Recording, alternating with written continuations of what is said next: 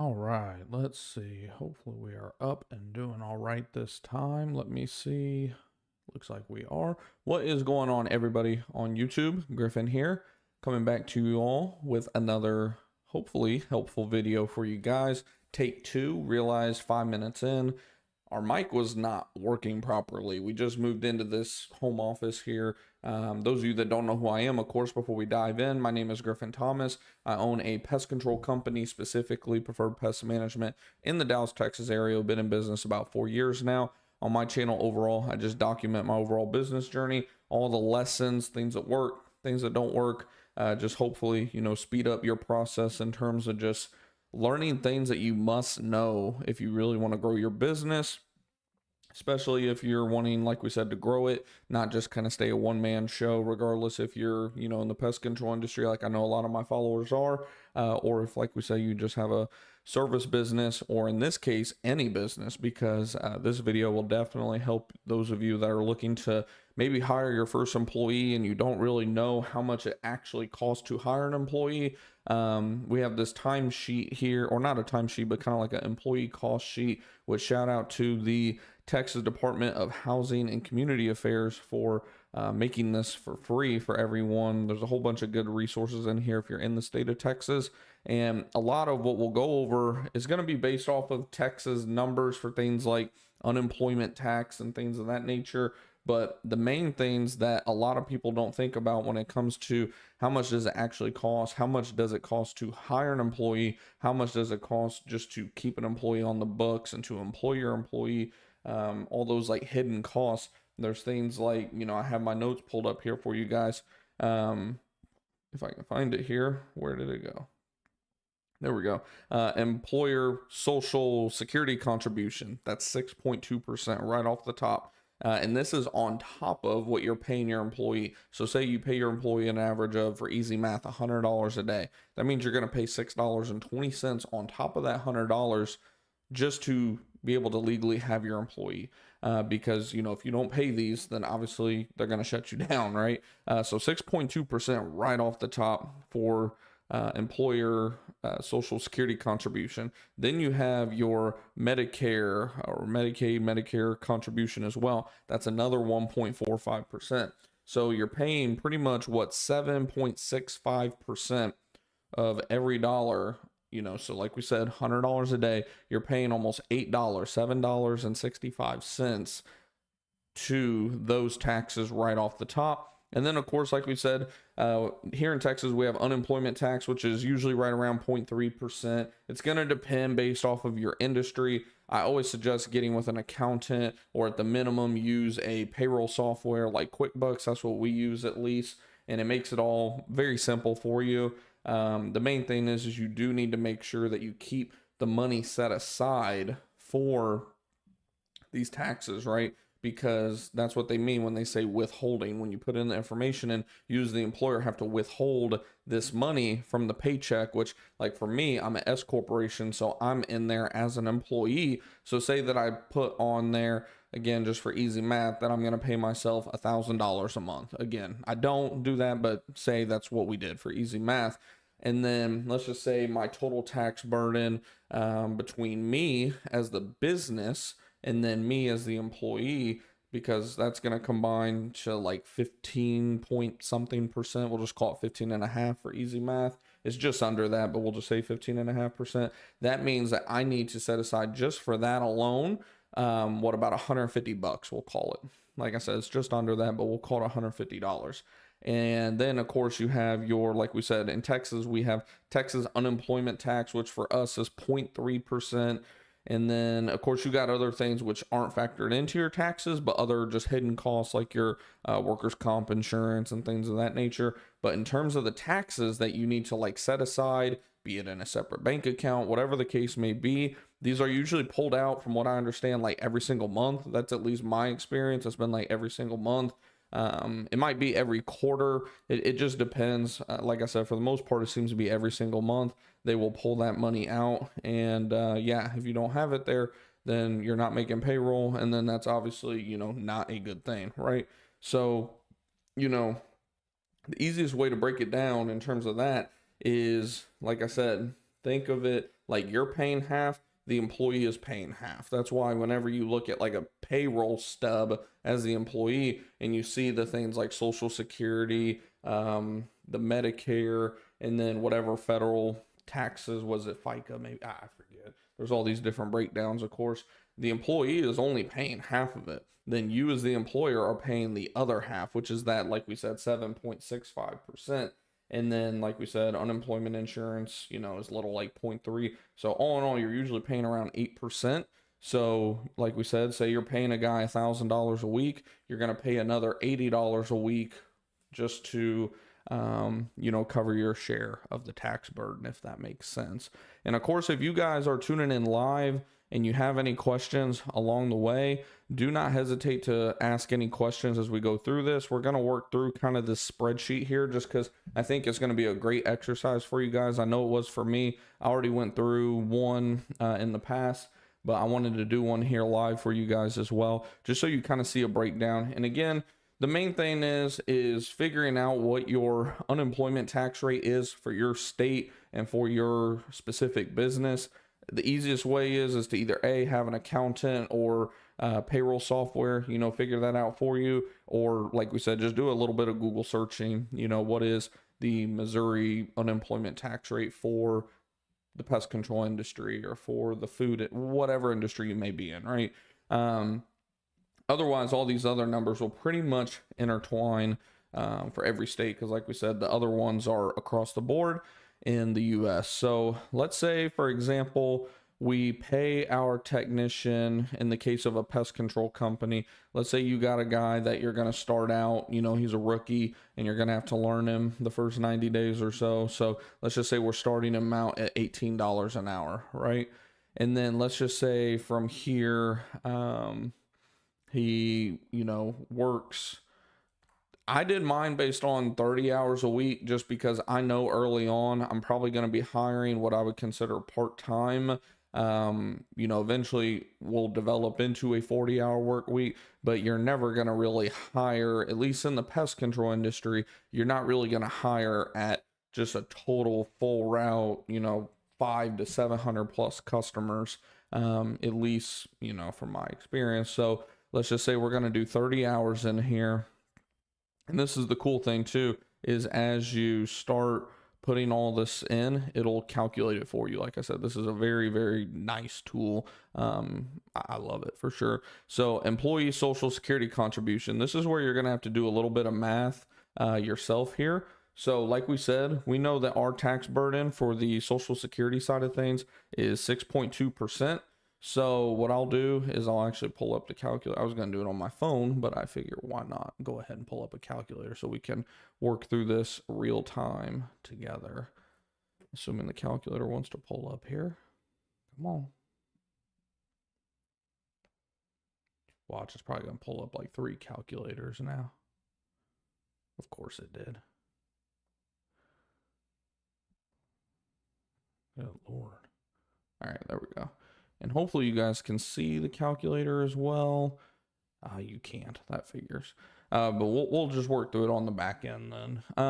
So to do that math, you just do 0.062, and then you multiply that times what you're going to be paying the employee. And this is on a weekly basis, by the way, is what this is calculating. So it's assuming that you're paying them once a week. We usually pay like every 2 weeks, but it doesn't really matter when you do. This is just, you know, if you're doing every 2 weeks, just multiply everything by 2, obviously.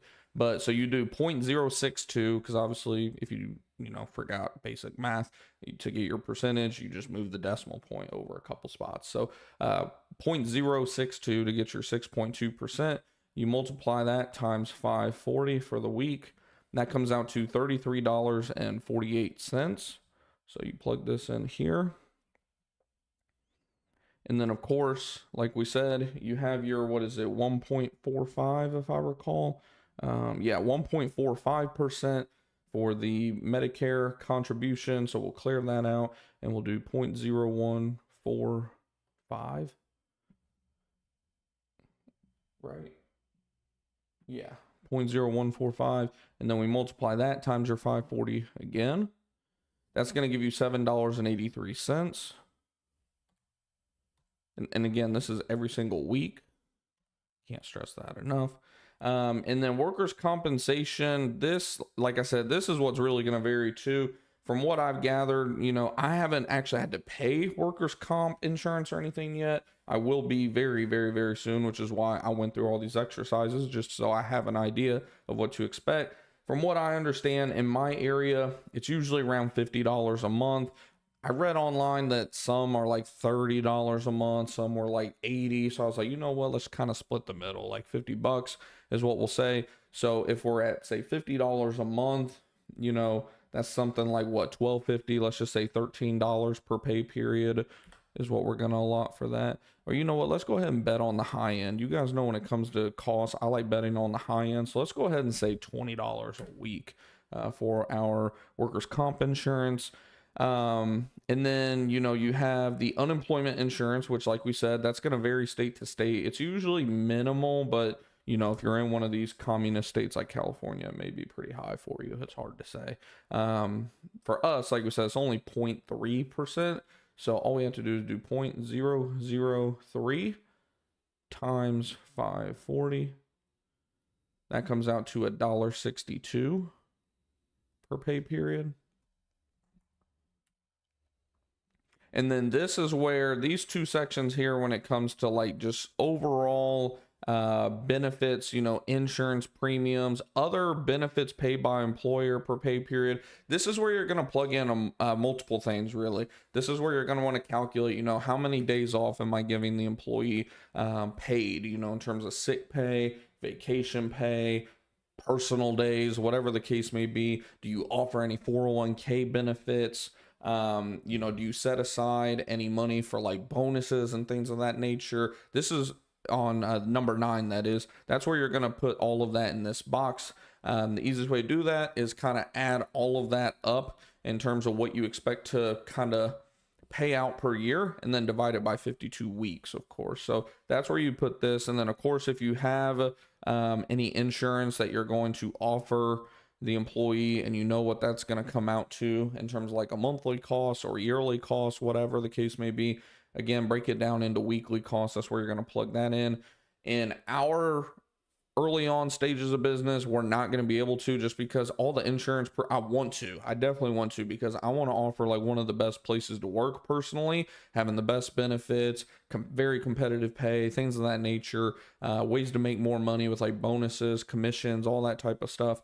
But what I've heard from like all the insurance providers is, until you get up to at least like 4 to 6 employees, including yourself, they're really just not going to offer anything to you. You might as well, there's different avenues to go about getting insurance and helping the employee out, things of that nature.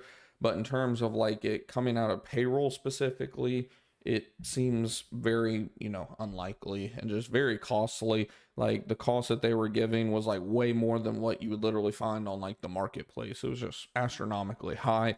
So we're leaving that blank. We're going to just put that in as a 0. And then in terms, I don't remember what I put in here. Let me actually go back for reference. So we put in there $25 a week overall. That factored in, what was it, like 10 paid days off per year, something of that nature, which included 5 days of sick leave, 5 days of vacation. If you want to beef that up, then, believe it or not, it doesn't really add a whole heck of a lot in terms of your actual cost per week. If you wanted to add another like day or something like that, I think it was going to add like maybe $2 to $3 per week. So if you want to beef this up and just say, hey, I know I'm going to offer more than that, let's go ahead and put like, say, we'll go crazy and say like $35 a week of other cost. That is going to bring you to a total of $21.26. Some random little fly in here. $21.26 is your total cost for this $18 an hour employee. And then of course, you can play with this based on, how many hours do you think that, you're going to have someone hired on. Obviously 40 hours is kind of, the standard, so to speak. Let's see. Oops, didn't mean to move stuff around. So obviously you'd have to go in here. That's one thing I wish they did do with this, is have it where if you moved a number around that it would actually, automatically adjust. So let's see, let's do the math again really quick. So at 40 hours a week, so let's see, we're at 720 now. 720 times 0.062. That comes out to 44.64.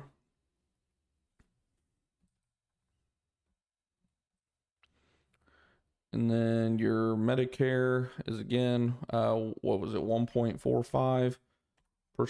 So we'll go ahead and do this. 720 times 0.0145. That comes out to 1044. All right. Workers' comp, that's still going to be 20. Unemployment insurance is going to go up just a little bit with the hours, of course. Like we said, that was like 0.3%. So 0.003 times 720. That comes out to $2.16 a week. And then what else? We're going to leave that alone. So actually, let's raise that up to like 40. Let's see, did we miss anything? Workers' comp, still 20. What else? We still have the Medicare, the employment, all that. So by doing that, our cost did come down just a little bit, which is actually a surprise. It shouldn't really change kind of the hourly per pay period or anything like that. But overall, the whole point is, as you can see, you're adding $2 to $3 an hour to your employee costs, your employment costs, that is, without even offering any type of health insurance, without offering any 401k. Like, we're talking bare minimum stuff here. We're talking at $40 a week. We're talking, let me see. So 40 times 52 equals 2,080. So you're talking about roughly, what, 3 weeks maybe? Let's see, divide that by 720. You're talking, yeah, almost 3 full weeks. 2.88 to be exact. Weeks of time off at 40 hours a week. In terms of benefits down here, and again, that factors in not just time off. What I was factoring in with this, with the $40, was 2 weeks off, and then some money in there as well for like bonuses, commissions, things of that nature. Again, you can beef this up as much as you wish. Like, say, like you just plan on offering all types of different bonuses, commissions, this and that and the other, and you want to go ahead and bump that up, say 100. Now you're up to 22, almost 22.50 an hour. So you're at like $4.50 more per hour, just to literally hire your employee. And again, that's $18 an hour. We could really start going crazy with, like, just different types of hourly rates. If you guys want me to, I can go ahead and do that for you. Let me pull up our chat really quick. Just see what we got. See if anyone has any questions or anything so far. I don't know why YouTube is messing with my chat box.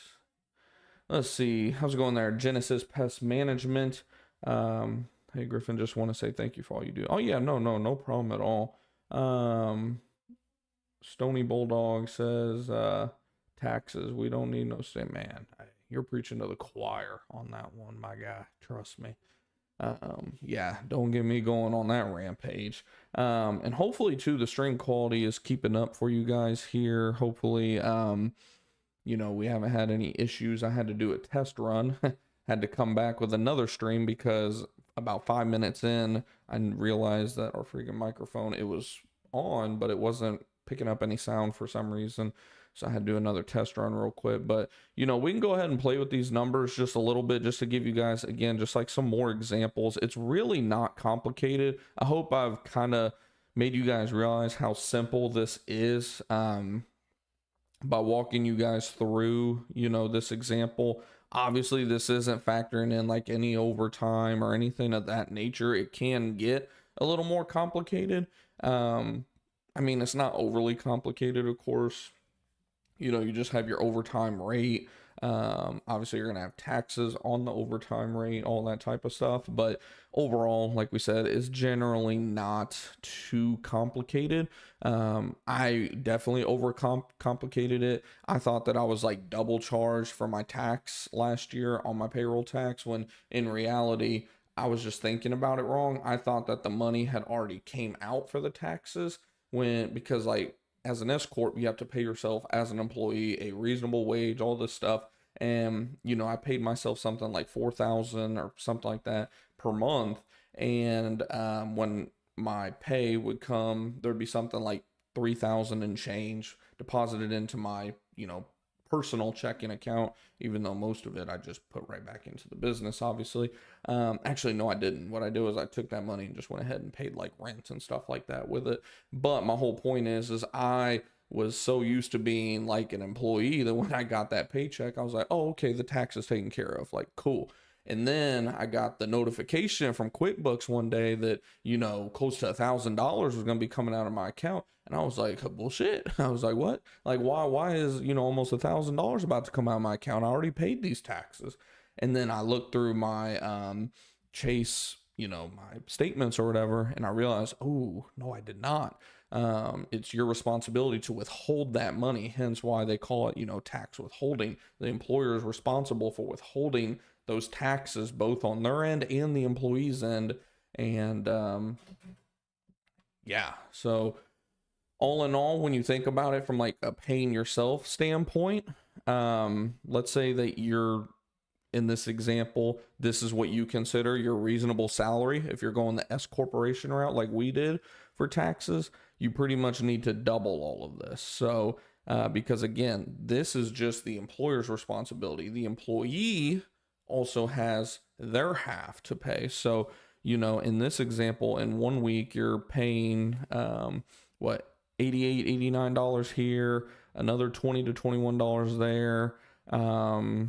That doesn't come out.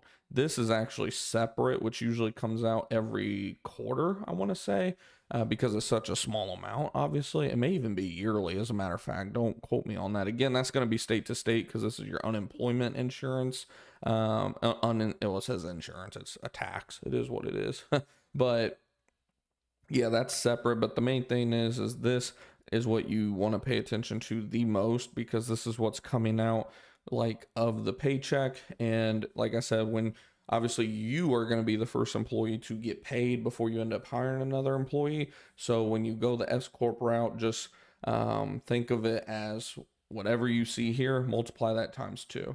So every week you're paying, let's see, 54, we'll just call it $55. So $110 a week needs to be set aside if you were paying yourself $18 an hour at 40 hours a week, for the IRS S corp side of things. So yeah, there's that side of it. And then there's the easier side of it, which is once you're actually just hiring employees, all you got to worry about is, this is what's coming out. And then obviously the employees portion is coming out of their actual paycheck as well. Hopefully, like I said, hopefully it kind of makes sense. It can seem kind of complicated, but it's really not. Main thing is just work through this, multiply it times 2, keep that amount in like a separate account that you're going to pay your payroll taxes and all that stuff through the IRS through. And then, it's all smooth sailing from there. So let's see if we have any questions or anything really quick.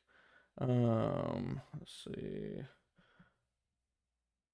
I want to hear about killing bugs in Big D. Yeah, it's actually been a pretty calm week this week. I pretty much got all my route work done this past week. I think Monday was like my last day of running any regs. I got a termite job tomorrow. Have a rodent follow-up or 2 as well.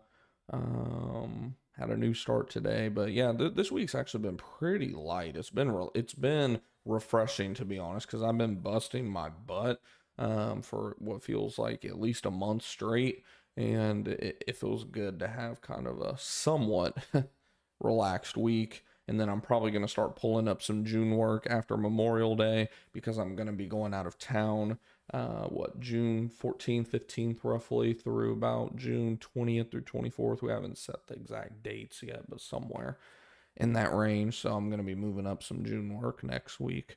Yeah, I guess before we wrap up, like we said, we'll go ahead and do like one or two more examples of this for you guys, because I know $18 an hour is kind of a random number. That's just more so what we'll be starting at.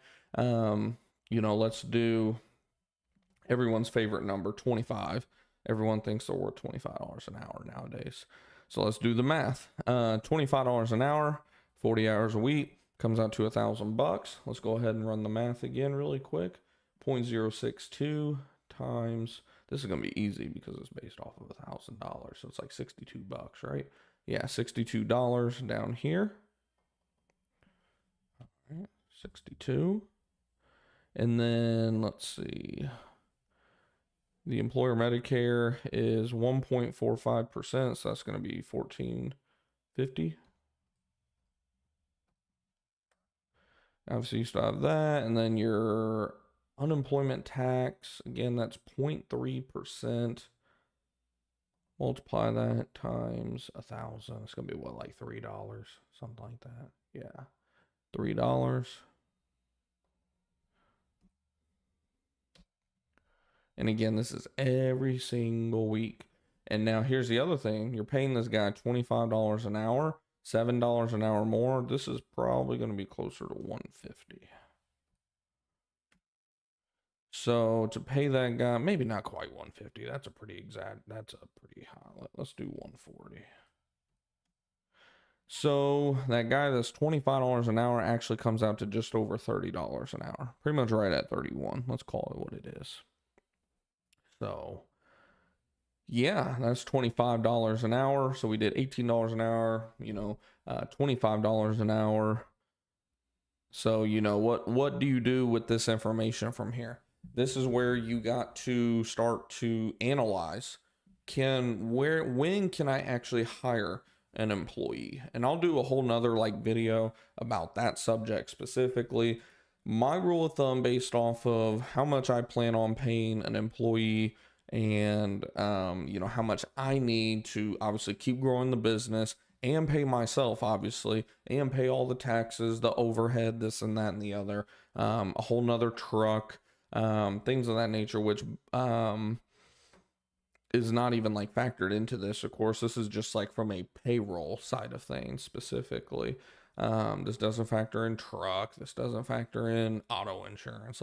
This is just paying your guy, giving him some benefits in terms of time off, bonuses, commissions, things of that nature. And again, no insurance. I mean, let's for shits and giggles go ahead and throw in, we'll just call it $125 a week, which is not very much from the numbers I was hearing. So now your guy's up to $34.11 an hour. So yeah, you're talking almost $10 an hour more than you're actually thinking you're paying him. So, when you hear all this bullshit online and just everywhere nowadays about, I deserve a living wage and I this, I that. No, you deserve what your skill set is. I mean, let's be real. It is what it is. If everyone could make 25, 50, whatever the case may be, no one would be able to afford anything. This is just reality. It is what it is. If you don't like it, change it. Change you. Change your skill set. Change your value to the marketplace. Everyone got to start somewhere. I got my first job, $7 and change per hour. I was 15, 16 years old. Once I got up to 18 years old, I was making, $13 to $15 an hour. And then from there, I went to another job, started making, 60 to 100 grand a year. And then now I obviously have my own business. If you start at $10 an hour, I don't even know what the minimum wage is anymore, but let's just say you start at $10 an hour and 10 years down the road, you're still at $10 an hour. You're a fucking loser. It is what it is.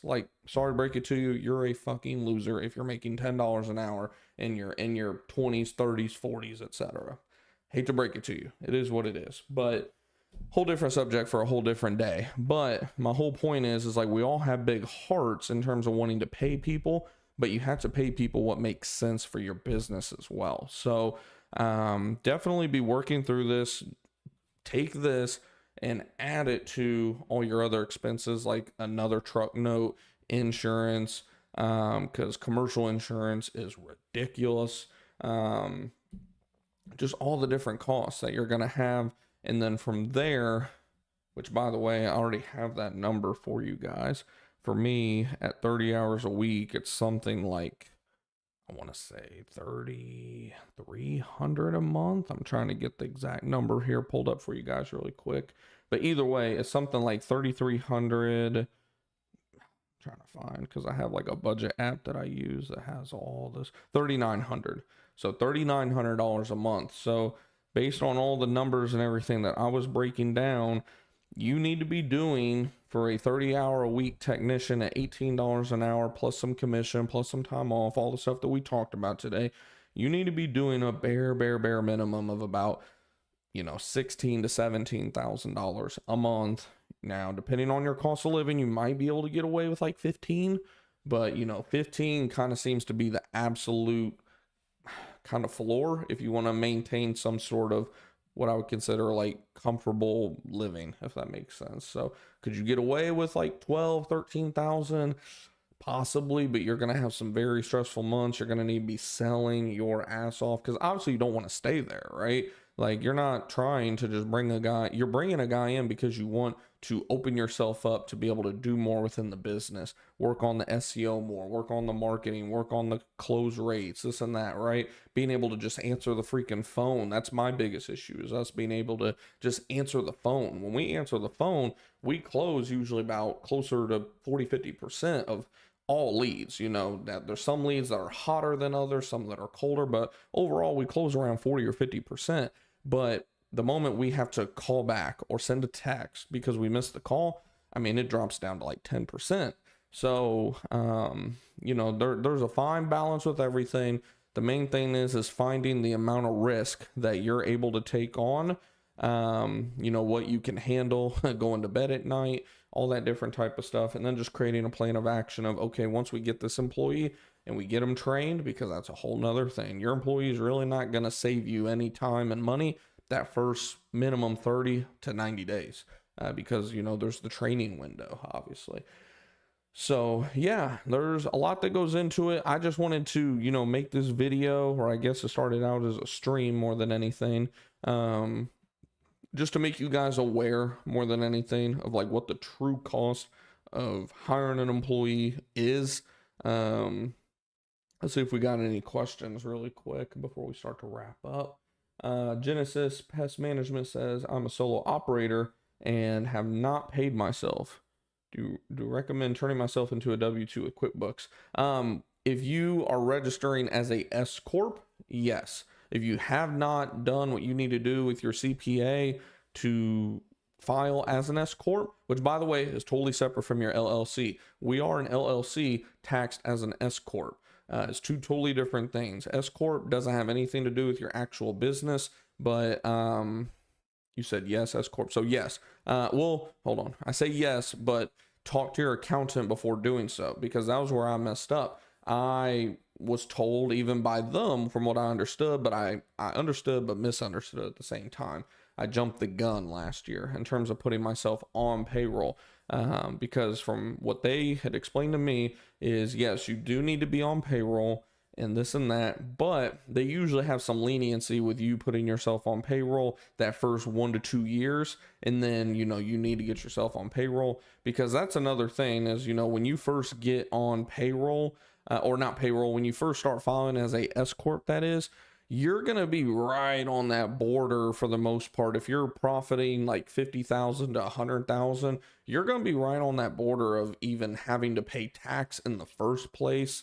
Because, say you're at, we'll just say, $80,000 of profit, for example, net profit, not gross, net profit, what you're going to be taxed on. So the rule of thumb is generally whatever your net profit is, you, in terms of your reasonable salary, should bank on probably 50%, roughly 35 to 50%. The more, the less likely you are to get audited. So, my rule of thumb is usually around like 50%, just for like basic math, thinking about it. So $40,000 is what you would have to like pay tax on. The remaining of that profit would come through as like tax-free dividends, obviously, which I'm sure you already know kind of those basics. So of that 40,000, say you're the sole provider like I am for my household, you're probably going to have a very, very, very tiny tax burden. So, or none in some cases.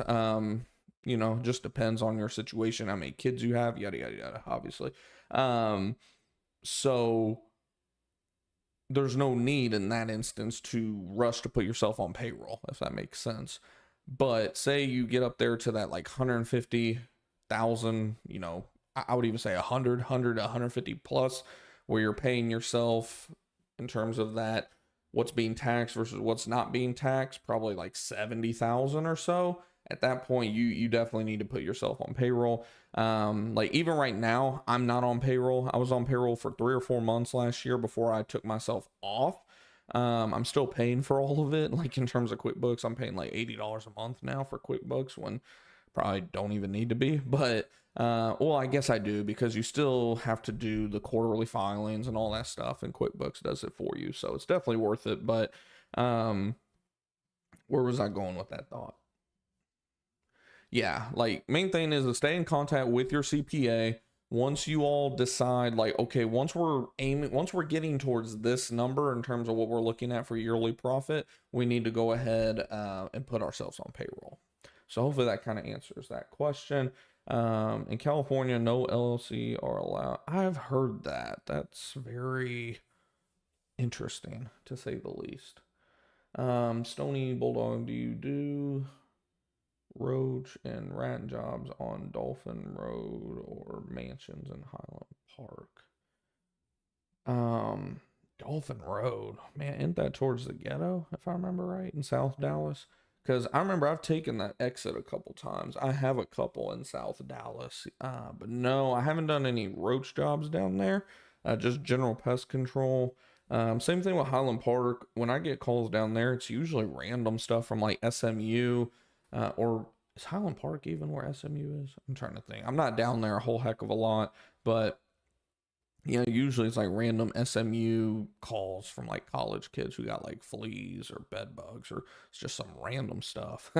But yeah, Dolphin Road, that sounds familiar. I know that exit off of 30 is Dolphin Road, if I remember right.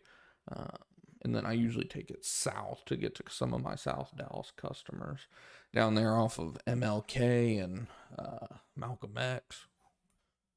I stay strapped when I go down there. But yeah, no, if we don't have any other questions or anything about the topic, then I'll probably go ahead and wrap this one up. I'm trying to do a little bit better of kind of staying not necessarily short, but just kind of on point with everything and not repeating a whole heck of a lot. Again, just to recap, we went over examples at $18 an hour at 30 hours a week, $18 an hour at 40 hours a week, $25 an hour at 40 hours a week.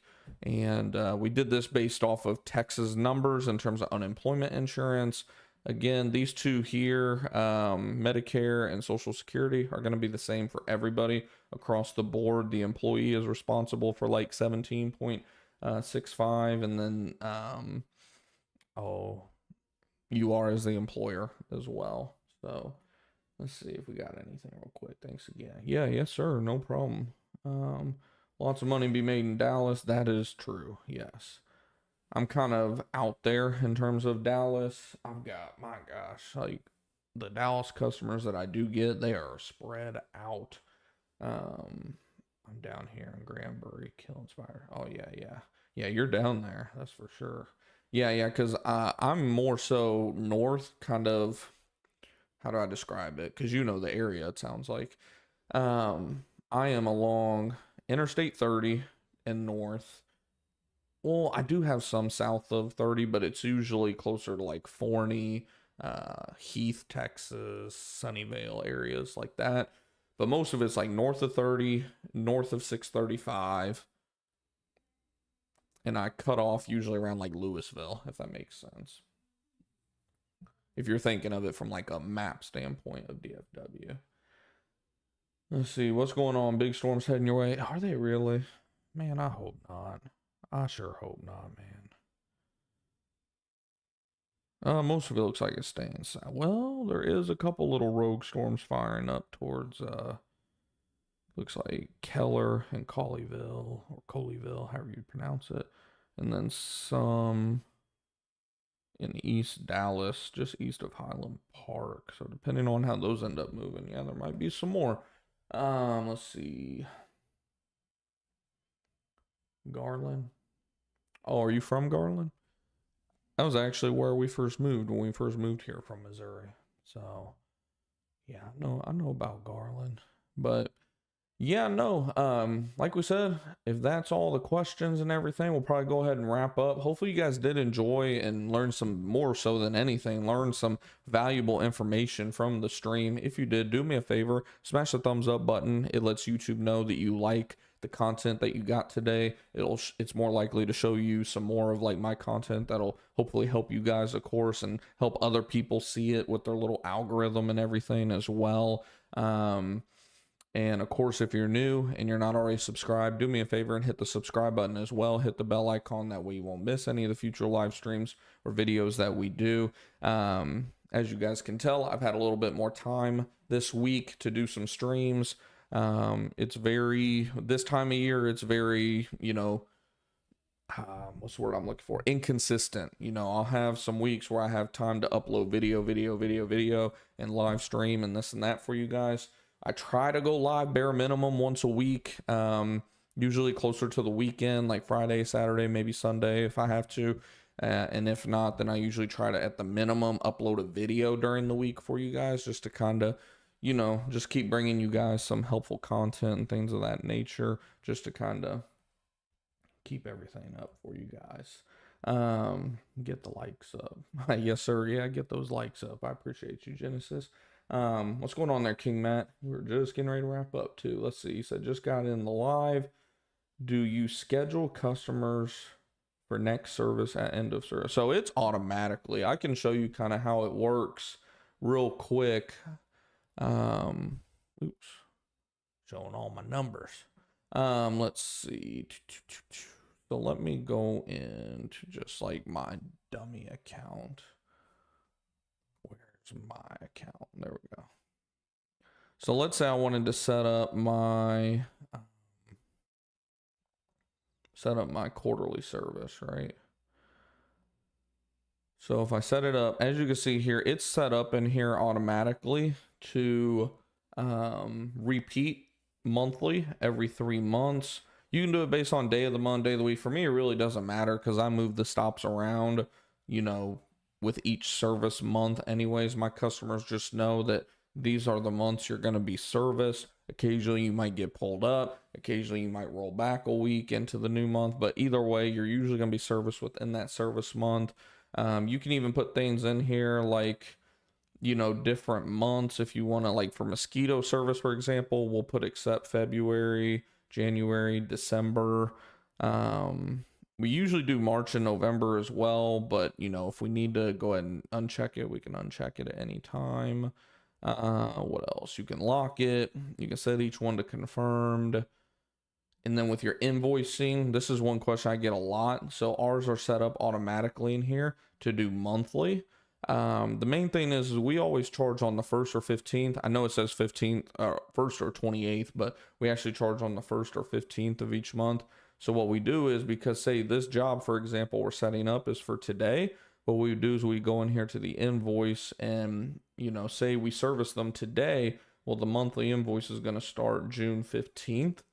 So we go in here and do that and then make sure that this is adjusted. See how it won't even let you adjust it because it will adjust based on what you actually put in here for your day issued. But I still like to go ahead and go to this page, make sure that we have it on charge and send, and then save frequency. And then, yeah, the job, the invoice, all that good stuff is good to go. Now you do have to actually set these up, but that's actually a good idea for a video. I'll do a tutorial video on like how to set up your jobs, because as you can see, we have very many different types of jobs based on, you know, mosquito service monthly, tri-weekly, different payment plans, just all sorts of stuff. So I'll probably do that for you guys. That's actually a good video idea. I'll get that set up here within the next week or so on my calendar to set up,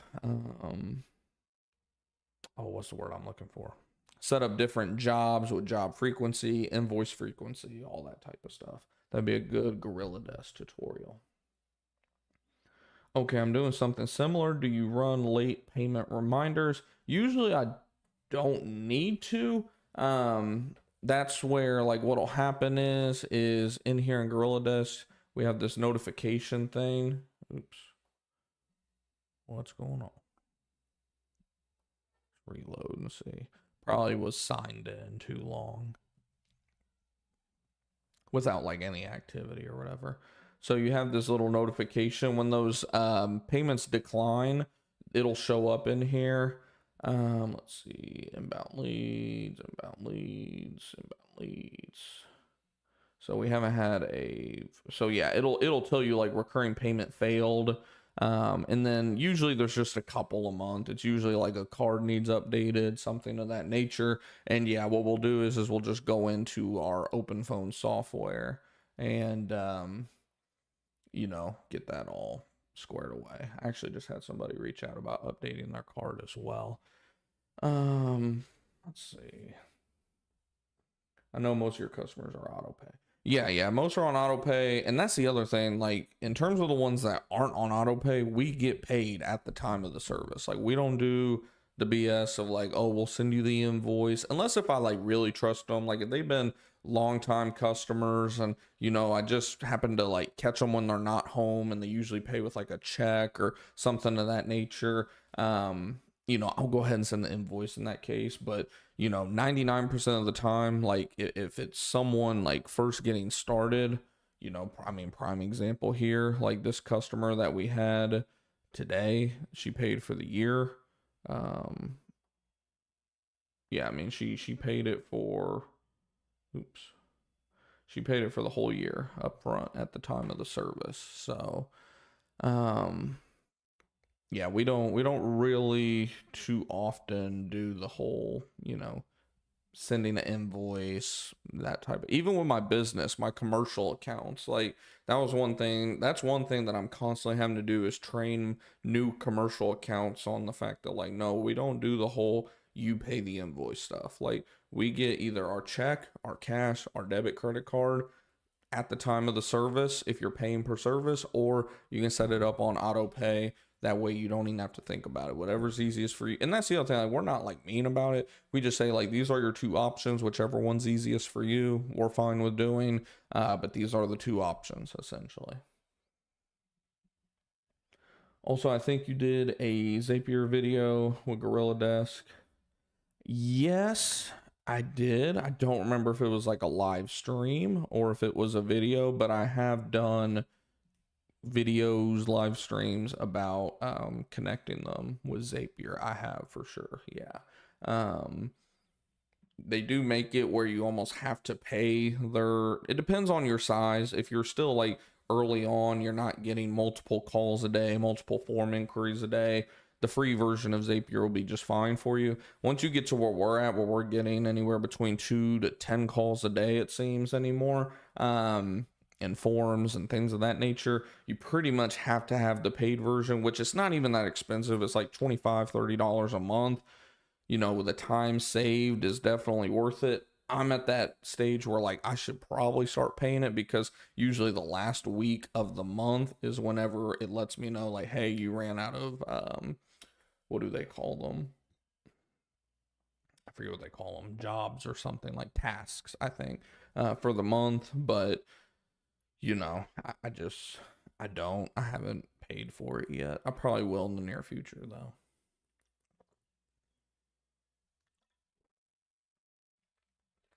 So yeah, no, like I said, hopefully you guys did take some valuable information from this video. Again, if you want, what I can do, actually, let me do this. how would I do this? Let's go in here. I don't know how I can, I'm trying to, let's see. Share. There we go.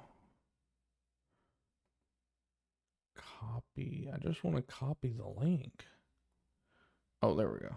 So what I will do is I'm actually going to paste the link to this specific deal for you guys. Let me see if it'll let me. I'll put it right down here. Link to the spreadsheet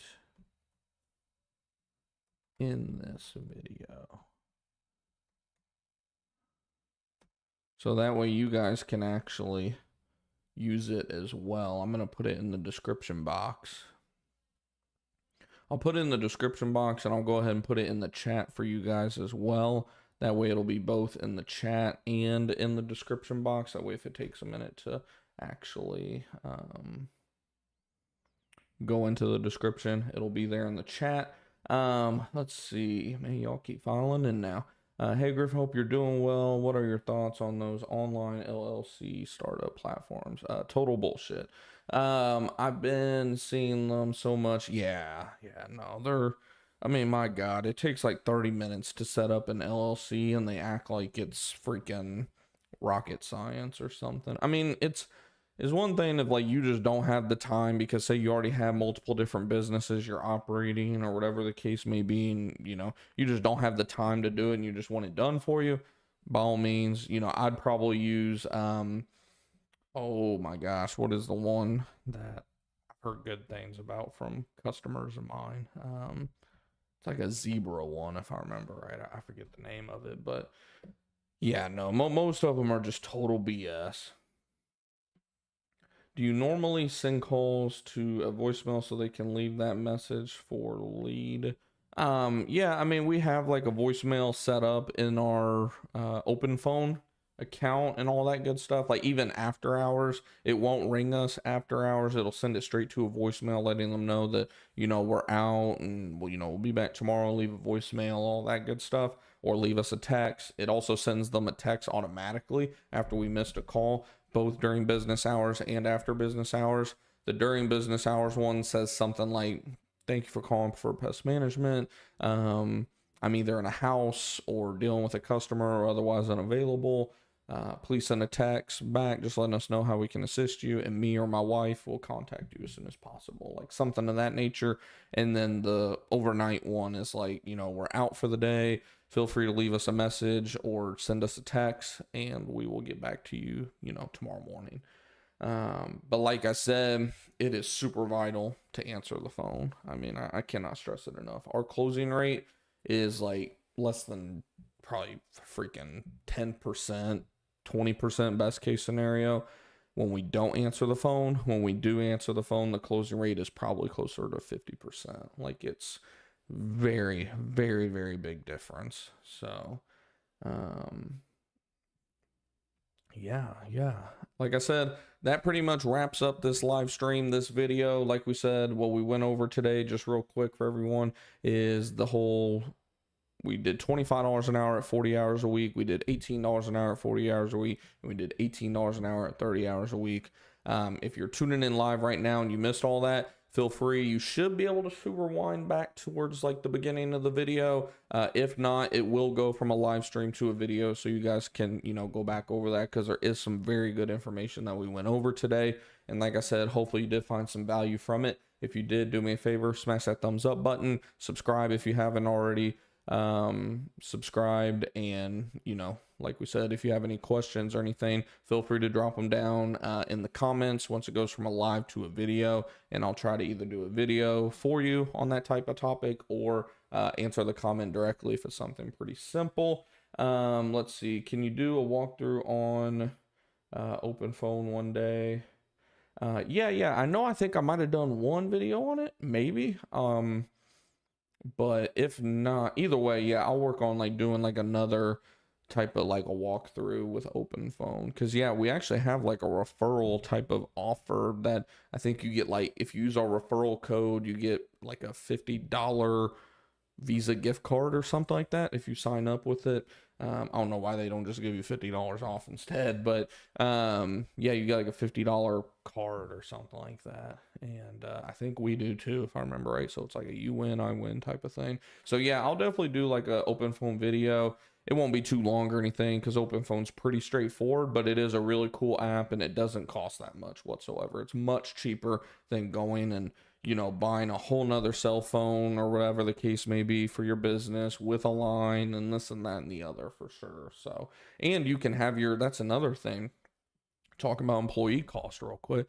It cuts down on your costs because, you can actually have your employee get set up with his own phone number for relatively cheap, like $10 to $20 a month. And he or she can just download the open phone app on their phone, and then they have their access or whatever. And yeah, so if you're looking to like save money on phone costs and whatnot, it's definitely the way to go. But yeah, no, I appreciate you guys tuning in as always. I can smell the dinner in there, probably already done at this point. So I appreciate you guys as always, and I will see you guys in the